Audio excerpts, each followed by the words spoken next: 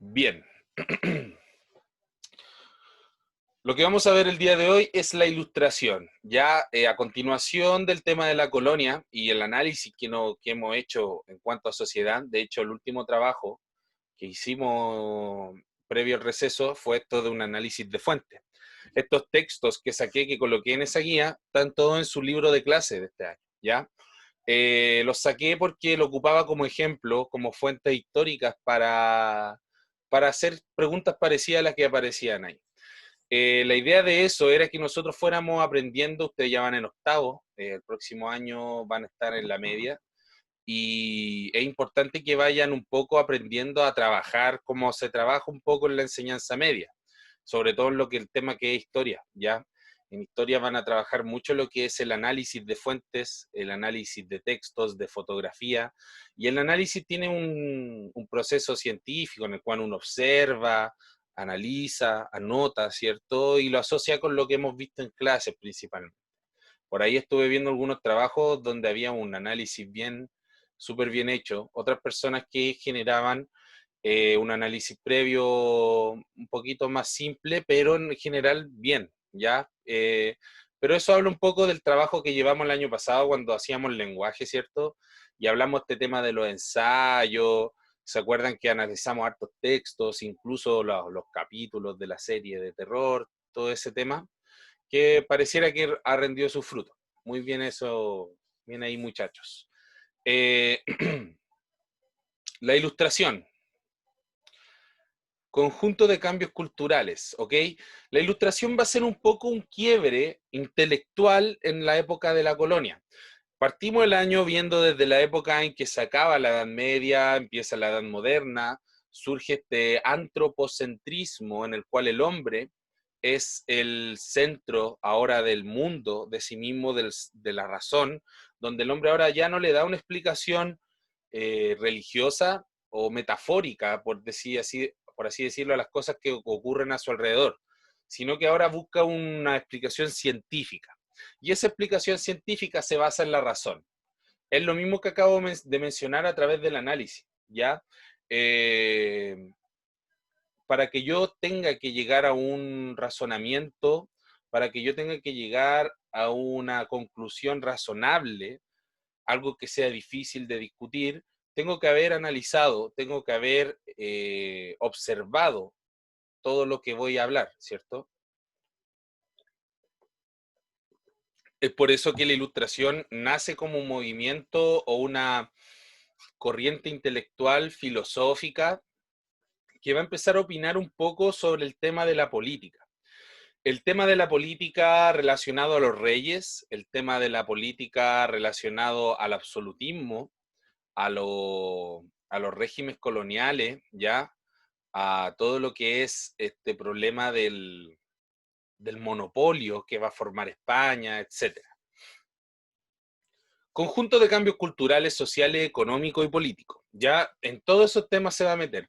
¿Por qué vemos este movimiento intelectual? Porque gracias a este movimiento intelectual América se independiza, por ejemplo. Gracias a este movimiento intelectual se lleva a cabo la Revolución Francesa y con eso surgen los primeros, la Declaración de los Derechos Humanos, la primera, ¿cierto? Eh, la igualdad ante la ley, la igualdad de derechos, la libertad, etcétera. Por eso es que vemos esta corriente intelectual, porque en el fondo es la corriente intelectual que elimina el antiguo régimen, ya el orden social y político de los reyes, y establece el orden republicano, por así decirlo, o social de la actualidad, donde hay donde los políticos elegidos por el pueblo son los que organizan la sociedad, ¿cierto? Un pueblo libre donde todos somos iguales ante la ley y donde todos tenemos los mismos derechos, ¿cierto? Y deberes, en teoría. Sabemos muy bien que lamentablemente se da en muchos casos, en muchos países, no solo en Chile, que a través de prácticas de corrupción, las instituciones, y no solo las políticas, sino que cualquier tipo de institución se puede ver en peligro, ¿cierto? Desde, incluso hablando desde el tema de la educación, incluso lamentablemente la religión o cualquier otra. La corrupción pareciera ser como una especie de virus que rompe un poco cualquier sistema. Y desde ya lo digo, o sea, si se eliminó la monarquía absoluta porque era corrupta, eh, la corrupción no va a ser sanada con este cambio, a pesar de que la cancha, por así decirlo, en cuanto a personas, en cuanto a dignidad, se empareja un poco, porque ahora con esto ya con este cambio político y social se va a acabar la esclavitud, por ejemplo, ¿ya? Se va a acabar los privilegios en cuanto a que la igualdad ante la ley, no va a haber una ley para pobres y una ley para ricos, en teoría. Lamentablemente estamos viviendo una época de crisis institucional y es por eso que todas estas cosas es muy fácil cuestionarlas, ¿ya? Pero así como hay época oscura, donde todo es cuestionable, también vienen épocas más blandas y así, chiquillos. La historia es así. La historia de la humanidad, la historia de las sociedades es así. Lamentablemente, y digo lamentablemente porque en realidad a nadie le gusta, estamos pasando por momentos oscuros en nuestro país, en nuestra historia, en nuestra sociedad, pero no es un momento para asustarse, sino que basémonos un poco en lo que van a vivir las personas de esta época. Una época basada en muchas guerras, muchas revoluciones que van a llevar, y estas cosas, guerras, revoluciones que acabo de mencionar, traen violencia, traen muerte, desigualdad, crisis, pobreza, hambre, pero pareciera que después de esta época oscura salen cosas buenas o mejores. Esperemos que sea esta vez la ocasión. Por eso nos vamos a basar un poquito a una época bien parecida, pero hace aproximadamente 200 años atrás, ¿ya? Pretendía terminar con las tinieblas mediante las luces de la razón. La idea, chiquillo, era terminar con esta turbiedad que había en el sistema político, donde todo se quedaba dentro del rey y su séquito, donde todos se ponían de acuerdo entre el rey y la iglesia y dejaban totalmente de lado y totalmente despechado al estado llano. Como vemos en la imagen, vemos a un rey en la cúspide de la pirámide. Luego vemos la nobleza, que son los parientes del rey, dígase hermanos, primos, tíos, etcétera, que son estos juntos, son los que poseen la tierra. Son aquellos que poseen el territorio, dueños de la tierra, y por ende son los señores, ¿cierto? Y por eso tienen el derecho a gobernar. Luego está el clero, que son los miembros de la iglesia, desde el párroco más simple, ¿cierto? Que podemos ver aquí, los misioneros, por ejemplo, o los arzobispos, obispos, papas, etcétera, que son grandes miembros del clero, aunque vemos aquí al papa dentro de la nobleza, porque el papa era considerado un príncipe, ojo, él era parte del clero, pero también de la nobleza, ojo con eso. Eh, Incluso el papa tiene mucho poder político. Recordemos muy bien cuando veíamos la época medieval, incluso tenía aún más poder, siendo el papa que nombraba a los reyes incluso, a su antojo.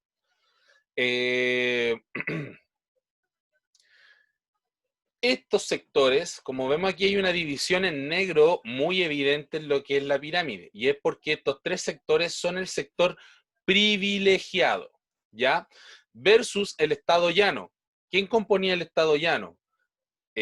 Campesinos, artistas, artesanos, comerciantes, grandes comerciantes y pequeños comerciantes, es decir, el que tiene un barco y transporta cuero, especies, oro, plata, joyas, etcétera, hasta el que, no sé, hace zapatos, ropa, cosas simples, tenedores, cuchillo, un herrero, ¿cierto? Eh, Esos son los, todo eso forma parte del Estado llano. Entonces, si usted no era miembro de la iglesia ni tampoco poseía tierras, era parte del Estado llano. ¿Ok? Eso hay que tener claro. Del antiguo régimen. Ahí usted escribe en su cuaderno que a esto se le llamaba el antiguo régimen. ¿Ok? El antiguo régimen es esta época en que los reyes, ¿cierto?, tenían el poder absoluto. ¿Qué se refiere a este tema del poder absoluto? Lo hemos dicho muchas veces, ¿cierto? El tema del poder absoluto tiene que ver con que el rey absorbía todo el poder del Estado. el ejecutivo, legislativo y judicial. Era el rey quien administraba el Estado, hacía las leyes y también las ejecutaba o las llevaba a cabo, ¿cierto? O sancionaba, emitía juicios, etcétera. Hoy en día existen tres instituciones evidentes en la República que se encargan de cada cosa. El gobierno, encabezado por el presidente, sus ministros, secretarios, etcétera, intendentes, etcétera, ¿cierto? Que son los encargados de administrar el Estado o el país, como quieran llamarle, porque estamos hablando de una totalidad. Está el Poder Legislativo, que es representado por el Congreso, ¿cierto? Diputados y senadores, que son los que se encargan de crear proyectos de leyes, aprobarlos o rechazarlos. Vimos bien cómo funcionaba este tema de diputados y senadores, ahora con este tema del 10% de la AFP, ¿cierto? Vimos claramente cómo funciona. Y también tenemos el Poder Judicial representado por la Corte Suprema, los policías que se encargan de fiscalizar y ver que la ley se cumpla. Un policía es un testigo de fe. Un policía se encarga de observar de que en el sector se cumpla la ley. Ante un incumplimiento de ley, él puede proceder, ¿cierto? De distintas formas dependiendo de la situación. Es así como funciona hoy en día, pero antiguamente quien se encargaba de todo eso era el rey. Por eso se hablaba de monarquías absolutas, porque tenían el poder absoluto. ¿Cuándo pasa esto?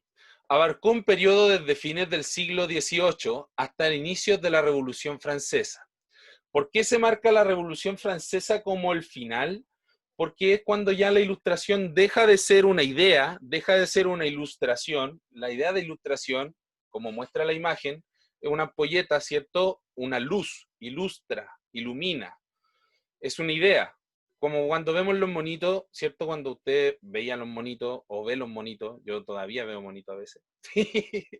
eh, Cuando a un personaje se le ocurre una idea, ¡pum!, se le prende una ampolleta, ¿cierto? Por eso es que de ahí nace esta idea, la ilustración. Mi mente se ilumina.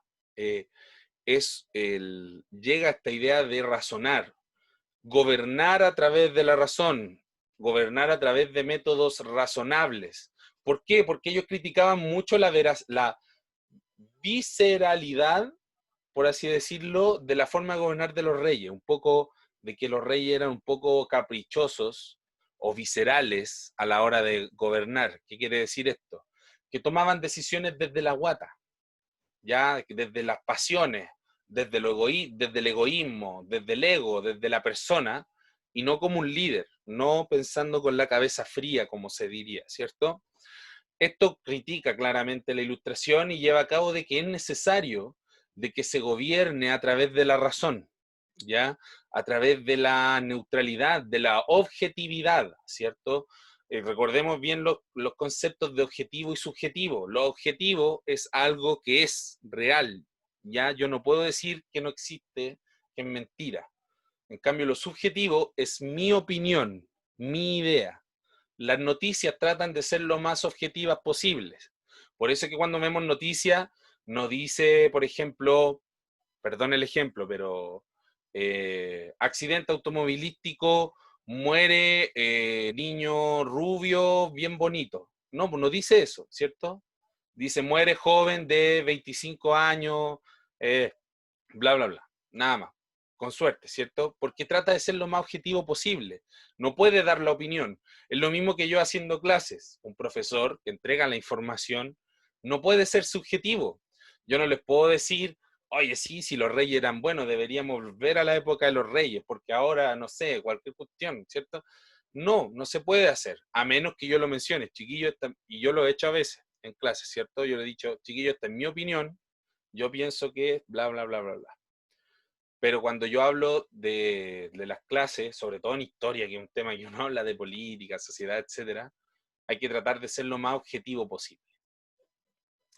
Bien, características de la ilustración. Esto lo pueden copiar, ¿ya? Lo recomiendo mucho porque les va a servir a la hora de entender cómo funciona toda esta corriente intelectual. Bien, la ilustración, como vemos en este mapa conceptual, tiene 5 características, ¿ya? La razón, que busca la inteligencia del hombre, esta idea de que todo se hace a través de un método, de que nuestras capacidades nos permiten como personas actuar a través de la razón y no de forma impulsiva o visceral como un animal, ¿cierto? Y esto se basa un poco en muchos filósofos, esta idea de que, por ejemplo, como menciona Kant, que es un filósofo de esta época, el hombre se compone por un ángel y un animal y una bestia, ¿cierto? Dentro de la idea de la perfección, la felicidad. Y ojo que estos hombres, estos filósofos, eh, son muy creyentes en Dios, ¿cierto? Entonces ellos buscaban y decían que esta idea de llegar a lo más parecido a Dios, ¿cierto? Esta idea de buscar el bien común, ¿ya? Y el bien común se trataba de respetar la libertad de las otras personas. Por ende, todos tenían la igualdad de derechos, todos tenían igualdad ante la ley. ¿Se entiende? La felicidad, en el fondo, una sociedad feliz es una sociedad que busca o trabaja hacia el bien común, el bien de todos, el bien de la mayoría en lo posible. ¿Y cómo se puede reflejar eso de forma más instantánea? Con igualdad ante la ley, pues muchachos. Donde todos tenemos la igualdad de derechos, podemos acceder de la misma forma a la educación, a la salud, a las calles, a la vía pública. ¿A qué me refiero con esto? Todos podemos usar el paradero de la micro, todos podemos subirnos a la micro, todos podemos andar en metro, cosas que a veces no pasaban en la antigüedad. Incluso sin ir muy lejos atrás, chiquillos, en la época en que Estados Unidos el tema racial siempre ha sido tabú, siempre ha sido un tema total, un temón en lo que es la sociedad norteamericana, y sin ir más lejos, en el siglo XX, mediado y principio del siglo XX, los negros y los blancos no podían compartir el transporte público. ¿Se entiende? Los negros, por ejemplo, debían ir parados en la micro, no podían sentarse. Entonces, eso ahí estamos frente a una desigualdad de derechos, claramente, ¿cierto? Entonces, a pesar de que estamos hablando de una cosa que sucedió hace más de 200 años, pareciera que hace menos de 100 años aún hay desigualdad de derechos. Pareciera que hasta la actualidad aún hay desigualdad de derechos. Pero no se asusten, que recordemos que la historia nada es absoluta y todo es a través de procesos, ¿cierto? Y a veces existen estos problemas y defectos en los sistemas que lleva al fin y al cabo a la corrupción y bla, bla, bla. No me voy a dar la vuelta de nuevo, ¿cierto? Espero que quede claro. Siempre hay fallas. Pero en la teoría la ilustración es lo que propone esto. Y en teoría es lo que se logró. O sea, gracias a esto nosotros podemos acceder a la educación, a la salud, quizá a media, quizás no de calidad, como dice el dicho, la protesta, etcétera, bla, bla, bla. Pero igual podemos acceder, gracias a la educación, gracias a la ilustración, usted puede aprender a leer y escribir, cosa que una persona como usted en aquella época no habría podido hacer. Por ejemplo, a menos que haya ya logrado su adultez y por cuenta propia haya decidido aprender a leer y escribir, que pasaba mucho, ¿cierto? Estos grandes científicos y filósofos son personas que por amor al conocimiento, a la curiosidad, llegaron a estas conclusiones. Pero en realidad se daba muy poco esto. La mayoría de la gente no le quedaba más que trabajar en artesanía, en el campo, en la tierra. Los no privilegiados, ¿ok? La naturalidad del hombre. El hombre es bueno por naturaleza, ¿ya? Esto también se enlaza mucho con el sistema positivista, ¿ya? En la idea de que el hombre siempre busca la razón, en la idea de que el hombre es una creación de Dios y que por ende tiende a ser bueno por naturaleza. Que lamentablemente a través de distintas cosas pueda corromperse y llegar a hacer cosas, comillas, malas, es parte de una sociedad que falla. Ya a eso se refiere también el punto siguiente, que es el optimismo, la perfección de la naturaleza. Y finalmente el laicismo junto a la filantropía. El laicismo en el sentido de que la sociedad no se tiene que basar en un dogma religioso o ideológico, sino netamente en el bien común y en el bien de las personas. Por eso ahí menciona finalmente la filantropía. Entonces la ilustración es netamente en resumen de todo esto, la ilustración es netamente una corriente intelectual que busca el bien común y la igualdad entre las personas, ¿cierto? ¿Cómo se va a ver reflejado eso? La forma más solemne, la forma más clara de ver reflejado la ilustración en un sistema político es la democracia directa, pues chiquillos.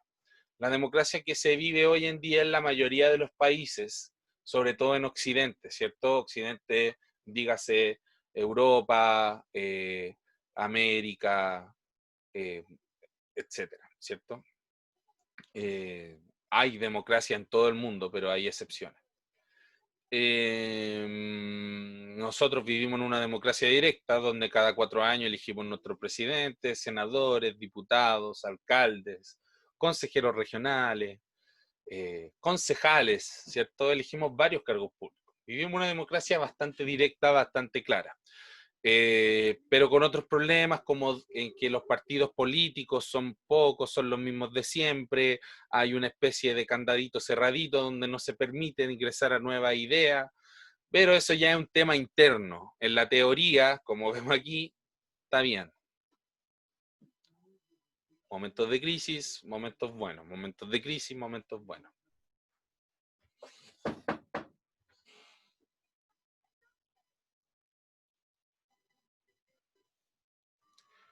Bien, ¿por qué va a ser una ideología que para hoy, a nosotros, ¿cierto? Para nosotros parece básico. O sea, nosotros nos hablan de igualdad de derecho ante la educación, ante la ley, ante la salud, la libertad de ser cuidado, el alimento, los derechos de los niños, la discriminación. Todo eso pareciera una cosa lógica hoy en día, ¿cierto?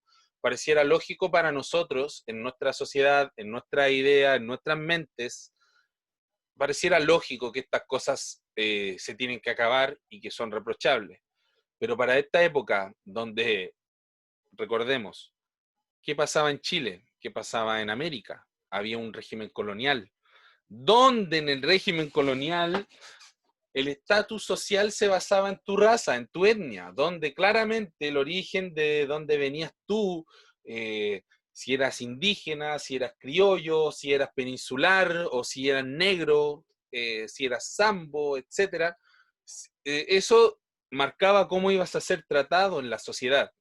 Entonces, imagínense lo que es llegar de pronto con estas ideas y ponerlas, proponerlas, va a ser totalmente revolucionario, totalmente escándalo. En Chile se va a dar que nuestro amigo José Miguel Carrera, ¿ya? Va a ser que era un criollo, recordemos que el criollo no podía gobernar, pero sí era el dueño de las tierras, por ende él era un burgués. José Miguel Carrera, como era una persona que venía de familia de plata, ¿cierto? Va a tener la facilidad y la posibilidad de poder ir a estudiar a Inglaterra. Entonces, él al ir a estudiar a Inglaterra va a aprender toda la idea de John Locke, ¿cierto? Y toda esta idea de la ilustración, de la igualdad ante la ley, de la igualdad de los derechos, de que no existe este tema de la desigualdad a través de la raza, sino que en realidad todos somos iguales, todos tenemos la igualdad de derechos. Y mira cómo le va a sonar a él esto maravilloso, porque él que quería gobernar su país, Chile, ¿cierto? Va a decir, oye, pero ¿por qué los españoles tienen que gobernar Chile entonces si aquí en Inglaterra me están diciendo que todos los humanos somos iguales? Ahí es donde mi compadre llega de vuelta a Chile con toda esta idea de la independencia. Entonces, cuando se llevan preso a Fernando VII, es cuando José Miguel Carrera dice, ya, tate, ahora es cuando creamos Chile y todo este tema. Y él va a ser uno de los primeros impulsadores de la patria vieja, ¿cierto? De todo este intento de independencia, va a crear el primer Congreso Nacional, va a crear la primera bandera, va a, si no me equivoco, aquí me estoy pegando el truco, paréntesis, me estoy pegando el truco, creo que también durante la época en que José Miguel Carrera toma la Junta, también se crea el Instituto Nacional, ¿ya? Entonces él propone varias cosas Y fíjese que no es casual de que él cree al Instituto Nacional y otras entidades educativas.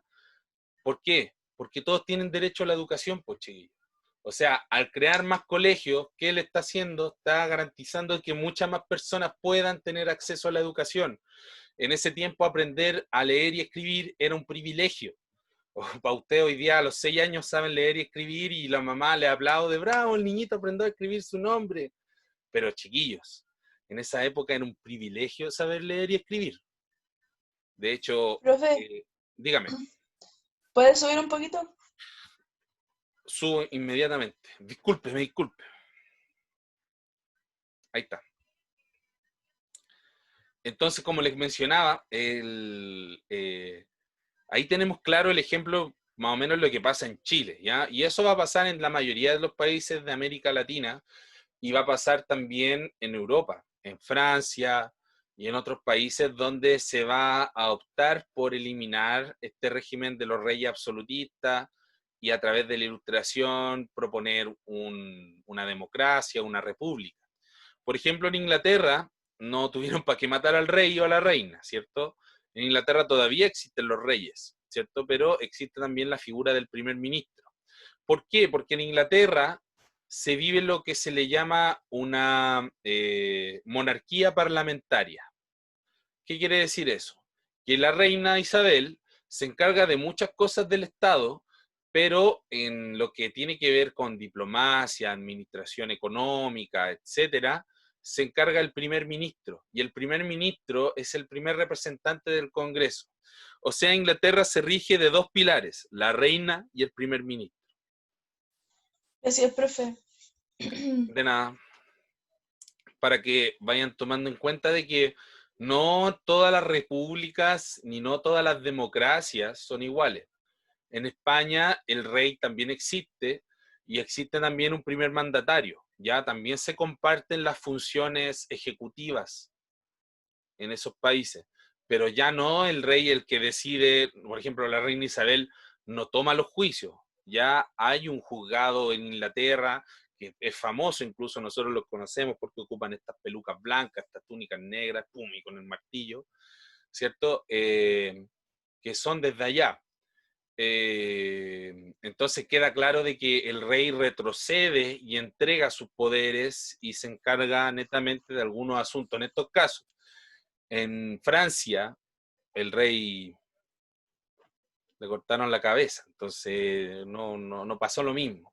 En Chile el rey nunca vino, el rey de España nunca vino a América, ningún rey de España vino a América nunca. Entonces, claro, cuando hay independencia, chao rey, y se elige un régimen presidencial, etcétera, ¿cierto? Así es como los países van evolucionando. Y ya dejamos netamente el último vestigio de la Edad Media, que era este antiguo régimen, y pasamos al régimen moderno, al régimen republicano. Novedosas para la época, ¿por qué? Porque eran rupturistas, libertad para todos los seres humanos. Oye, ¿para los blancos y para los negros? Sí, pues para los blancos y para los negros. Todos los seres humanos nacen iguales. ¿En serio? ¿Los indios también? Sí, pues también, somos todos iguales. ¿Todos los seres humanos tienen los mismos derechos? Ya, ¿y las mujeres también? Sí, pues las mujeres también pueden votar, opinar, ir a la iglesia, etcétera. Por eso van a ser tan rupturistas, porque fíjense en la época que estamos hablando, o sea, estamos hablando de la época del colonialismo, fines del siglo XVIII, principios del siglo XIX, ¿ya? Entre 1700 y 1800, para que tengan esa idea. Entonces, claro, van a ser ideas totalmente rupturistas. Siempre van a haber ideas vanguardistas, chiquillos, no importa la época. Como digo, la historia es cíclica y siempre se van repitiendo los mismos patrones. Hoy en día nosotros estamos viviendo un periodo de cambio en que nacen nuevas ideas, se cambian, a veces se rechazan, a veces se aprueban, a veces sí, a veces no. En fin, la hipotenusa. Como mencionaba aquí anteriormente, la educación en la ilustración. Creían, creían en la poderosa fuerza de la educación. Y pucha, sí, pues la educación vaya que tiene fuerza, porque en el fondo, gracias a la educación, usted sabe leer, escribir, puede opinar, puede entender la música que le gusta, puede leer los subtítulos del anime que tanto disfruta, puede jugar ese videojuego que tanto lo tiene enviciado, puede ver esa serie que tanto le gusta entenderla, la complejidad de los personajes. Entonces, gracias a la educación, que aparece, al parecer es fome porque uno tiene que mandar tareas, ¿cierto? Ir a clase en la mañana, qué sé yo, escuchar al profe de historia, hablar una hora y tanto. A pesar de eso, sirve para muchas cosas y es muy poderosa en el sentido de que nos hace más poderosos en esta sociedad, sobre todo en una sociedad donde siempre hay personas poderosas y grupos disminuidos, ¿cierto? Y esto ha pasado a la historia desde la antigua Grecia, Roma, Sumeria, donde siempre hay un grupo de élite que trata de conservar su poder. Y si nadie se lo cuestiona, si nadie le dice, oye, oigan, eso está mal, parece, ellos siguen derecho, ¿cierto? Entonces, la educación nos permite cuestionarnos nuestro entorno, decir, esto pasa por esto y esto pasa por esta otra cosa. Esto tiene el motivo acá y esto tiene la causa acá. Esto, si hago esto, va a pasar esto. Si no hago la tarea, me va a ir mal. Si hago la tarea, me va a ir bien. Es un ejercicio de razón, por ejemplo. ¿Se entiende? Usted puede llegar a esa conclusión a través de eso. Voy a jugar Play ahora, pero quizás no termine la tarea, después duerma mal, mañana voy a estar mal. ¿Se entiende? En cambio, si dice, voy a hacer la tarea, después juego Play hasta la hora de dormir y al otro día despierto como lechuga para mi clase favorita de historia. Esos son ejercicios de razón y eso usted lo puede llevar a cabo gracias a la educación. Lamentablemente en esta época mucha gente vivía en la brutalidad. Y digo la brutalidad porque realmente eran personas brutas, chiquillos. Personas que no sabían leer, escribir, sin entender sus cualidades de ser humano. Muchas veces eso va a llevar a violencia, alcoholismo, asesinato, eh, las cosas más feas de la sociedad y de la humanidad se llevan a cabo cuando nos acercamos a la brutalidad, a la bestia, ¿cierto? Nos alejamos de la razón y nos transformamos en algo visceral, en algo egoísta, surge lo peor de nosotros. Y eso es lo que trata de prevenir un poco la ilustración, terminar un poco con la brutalidad de los estratos sociales más bajos, chiquillos. O sea, si hoy en día nosotros vemos violencia intrafamiliar, alcoholismo, drogadicción, todos estos problemas que condenan siempre a las clases más bajas, ¿cierto? En esta época va a ser mucho más, mucho más, mucho más. Si hoy en día hay femicidios, si hoy en día hay machismo, si hoy en día hay todas esas cosas, comillas, malas, ¿cierto? Para la sociedad, en esta época van a haber mucho más, ¿ya? Sobre todo porque hay mucha ignorancia, no se entiende nada. O sea, un niño maltratado jamás va a entender de que él tiene derecho a una vida feliz. Una mujer maltratada jamás va a entender que ella tiene igualdad de derechos, que no tiene por qué aguantar eso. Un hombre que es abusado en su trabajo, que trabaja más de la hora estimada, jamás va a entender que él tiene derecho al descanso, por ejemplo. Entonces, la educación sirve para eso, ¿ya? Sirve para que nosotros entendamos nuestras capacidades como seres humanos. No solo es fome, también es una herramienta interesante, si la sabemos usar.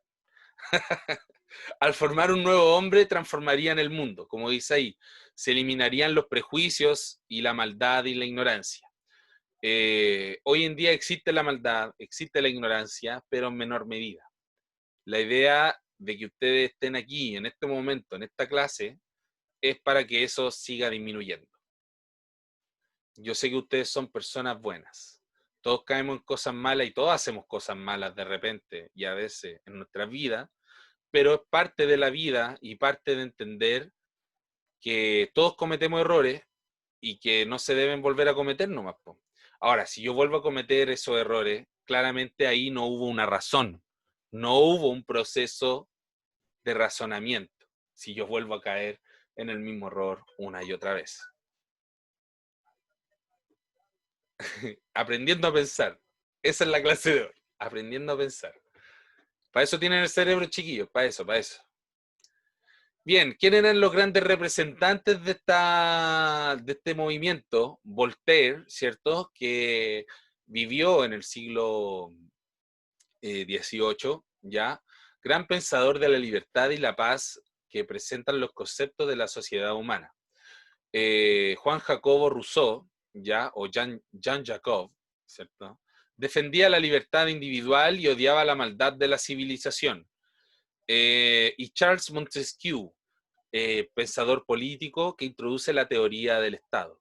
Entonces tenemos estos tres chiquillos que eran muy optimistas y digamos las cosas como son, también eran grandes burgueses, de familia burguesa, entonces ellos podían dedicarse a estudiar, ¿ya? No tenían que levantarse a las 6 de la mañana a trabajar en el campo o ir a una batalla, podían dedicarse los lindos a estudiar. Entonces llegaron a estas conclusiones, ¿cierto? En las cuales defendían la libertad de las personas, de la civilización, del Estado, del pueblo, la soberanía del pueblo. El desarrollo de la ciencia también fue una parte clara. Gottfried Leibniz realizó importantes contribuciones a la metafísica, epistemología, lógica y filosofía de la religión. Estos chiquillos en general lo que buscaban era llegar a sus conclusiones y entender de que en el fondo este Dios bondadoso, este Dios Padre bondadoso que nosotros entendemos y que adoptamos en nuestra institución católica, ¿cierto? Es un Dios que busca el bien común, ¿ya? Y estos filósofos, de hecho, se van a basar incluso en los estudios anteriores de Santo Tomás de Aquino, que Santo Tomás de Aquino, para que ustedes sepan, no es solamente un curita, no es solamente un santo, sino que Santo Tomás de Aquino era un gran filósofo, que se encargó y fue incluso el primero en abordar temas como el bien común, eh, la bondad, el alma, ¿cierto? Y la voluntad del hombre.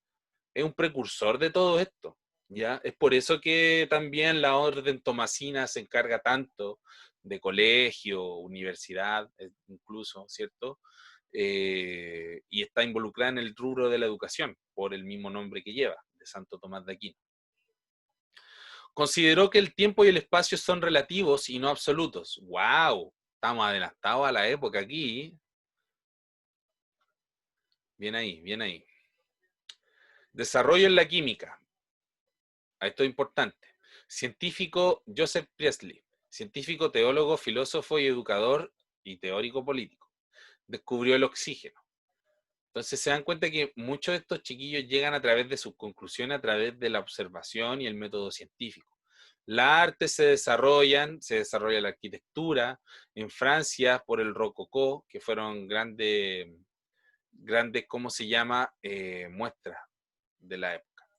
Y aquí tenemos un esquema claro, que este lo voy a subir al Classroom, chiquillos, ¿ya? Este esquema. Bien, lo voy a subir a Classroom para que lo bajen y lo vean ahí, porque si lo pongo a copiar ahora se van a demorar mucho, así que lo vamos a comentar nomás, ¿ya? Thomas Hobbes escribió el Leviatán, que justificó el poder absoluto en el contrato social, no en el derecho divino, ¿ya? John Locke, el gobierno civil, que distingue el Estado del gobierno. John Locke va a proponer de que el Estado incluye a las personas y no solo al rey. Lo mismo pasa con Thomas Hobbes, ¿ya? Donde el Leviatán es este poder absoluto, este rey corrupto, que come y devora todo lo que es la libertad de las personas. Entonces aquí tenemos dos primeros que critican el sistema absolutista. Luego viene Montesquieu, donde con el espíritu de las leyes retoma el concepto de la república con la división de los poderes. Rousseau, en el contrato social, que al renuncia a la libertad natural por la libertad civil. Rousseau propone este tema de que hoy en día tanto se hace énfasis en la educación chilena que en la educación cívica, ¿ya? Esta idea de que nosotros como personas y a través de la razón tenemos que hacernos cargo de nuestra condición humana, de nuestra condición como ciudadanos, ¿ya? Y es por eso que él ataca directamente a la iglesia, porque la iglesia en esta época se encarga netamente de mantener al hombre en la ignorancia. Un grave error, que va a llevar a grandes errores y a catástrofes políticas. Bien, muchachos, voy a volver a activar el chat para que los que no colocaron su nombre y apellido vayan colocándolo. Y eso, si no hay